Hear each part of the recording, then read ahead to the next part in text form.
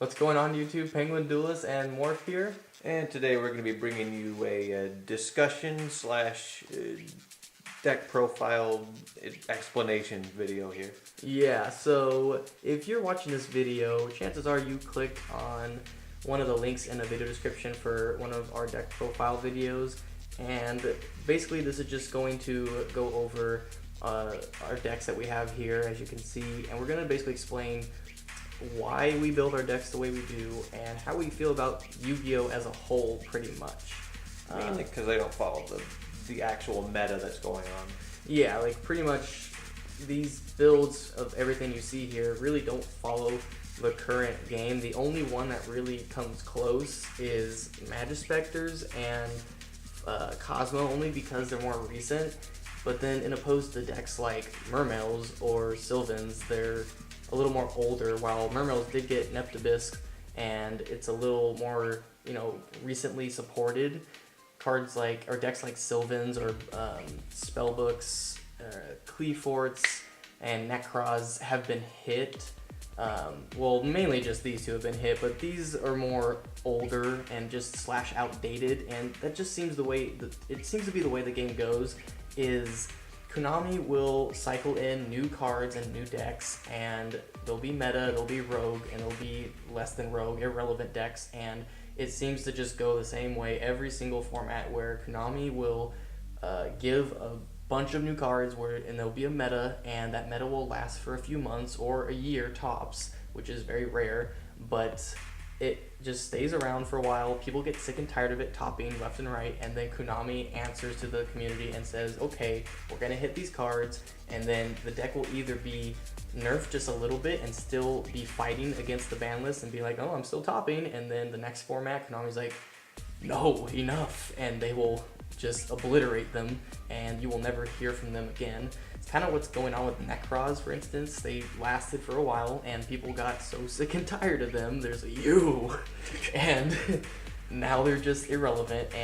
But then at one point they were just the meta-defining deck for a format. That's all you saw in top 8, top 16, top 32 regional ARG tournaments, and it was annoying, and I understand that, but we build our decks in a way to where they're at their prime, pretty much. A good example is like for Necros, we have 3 Bryanak, we have, what else is in here? 3 Unicors, we've got the 3 Prep of Rights, 2 Shrits, versus zero, rest in pepperoni, poor thing.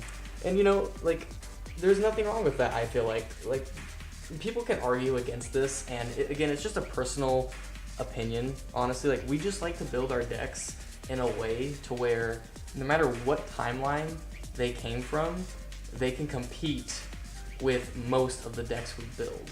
Well, and on top of that too, I figure I might be just speaking for myself anyway, but I figure we're very nostalgic players. We kind of like to revisit really old decks and see how they do with even what was current at the time too, but now they're old decks too. Exactly, yeah, no, it's like there's a thing called cross ban lists, and we get that.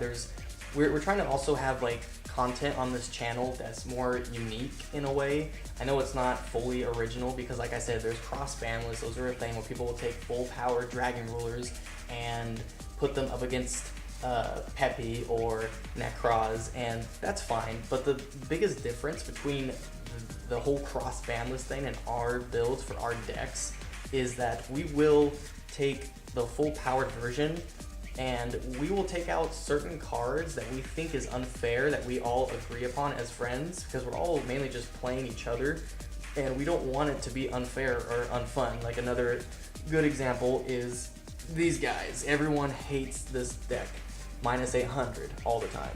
So we run 3 Scout. I don't think there's anything wrong with that. We agree that that's fine.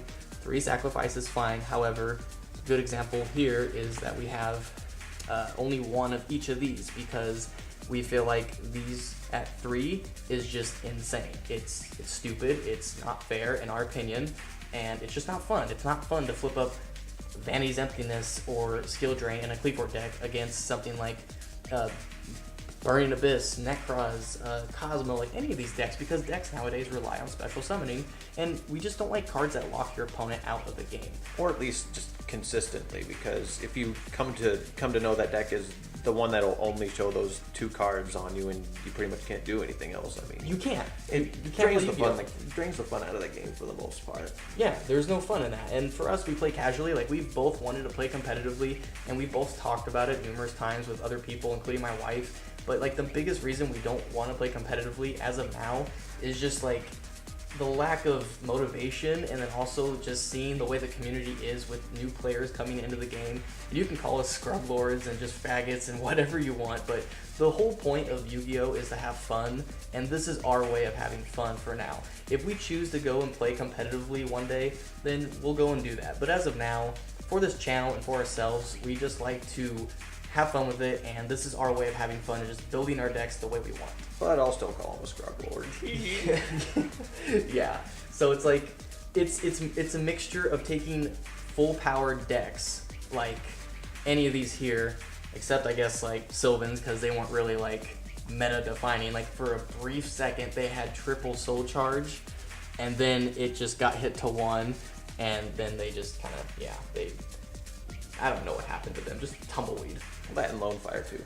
Lone Fire was another one, but he recently went to 3. He's not organized, but I had this guy at 3 like a really long time ago. Even to defy the ban list. Yeah, even when he was at 2, I was like, this is stupid. Like, why is he at 2? And we didn't see it as a problem. Like, you can argue, oh, Soul Charge Lone Fire 2-card combo is really stupid. But it's like, even if you do that today against like Necroz or any deck like Cosmo or Magispectors, and you put out like a Dracosac with a Felgrand or 2 Felgrand, like, it's not that difficult for new meta decks or just even new decks that are being made. Like, Magispectors are not a meta deck. They're a rogue deck, and those Magispectors can easily get over Sylvan's like full potential play with like a Lone Fire and Soul Charge. But we run 3 Soul Charge in there because in that particular deck, we don't see it as being unfair. We see it as giving Sylvans a chance to be able to compete against, say, Magispector or Cleaforts or Necroz or someone else, you know? So it just depends. Trying to think of like other things we haven't really gone over. I mean, like another example for like spellbooks is we have 3 Spellbook of Judgments, and this is probably the most controversial one we have. However, it's like, again, like if you put Spellbook of Judgments up against, I mean, put them up against like Magispectors or put them up against like Burning Abyss or Necroz or Cosmo, like, yeah, they're gonna have a really big advantage because they can plus really hard off that card, especially when it's at 3. But again, like we've played with it, we've messed with it, and it can consistently give the opponent a very difficult time, but we don't feel like it's enough difficulty to take it out and be like, oh, this is just too unfair, because it's like, ultimately, what does it do? It lets you plus really hard, it lets you search your deck out, but what does it let you search for? Like, yeah, you've got 3 Fate now, and we understand that, but there's just ways now in the game for you to work around that kind of a card.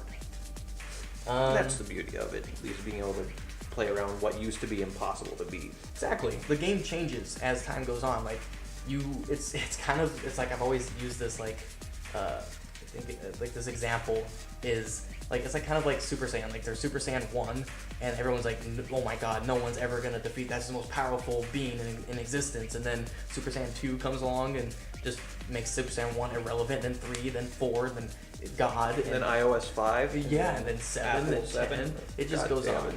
You know, it just never ends. But that's pretty much it for this video, guys. I hope it gives you a little good enough explanation as to why we build our decks the way we do. We just like to have fun with the game, and that's just our whole entire reason behind building our decks the way we do. And again, the whole point of Yu-Gi-Oh is to have fun, whether it's being competitive or just playing with friends. So I hope you guys enjoyed this video.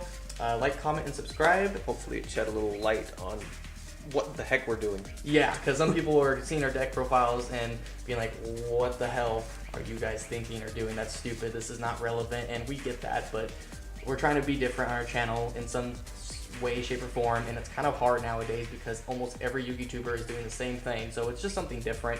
Hopefully you guys enjoy it. But like I said before, just leave a comment in the comment section below. Like the video if you liked it, and please subscribe if you haven't already, and I will catch you guys in the next video. Take care.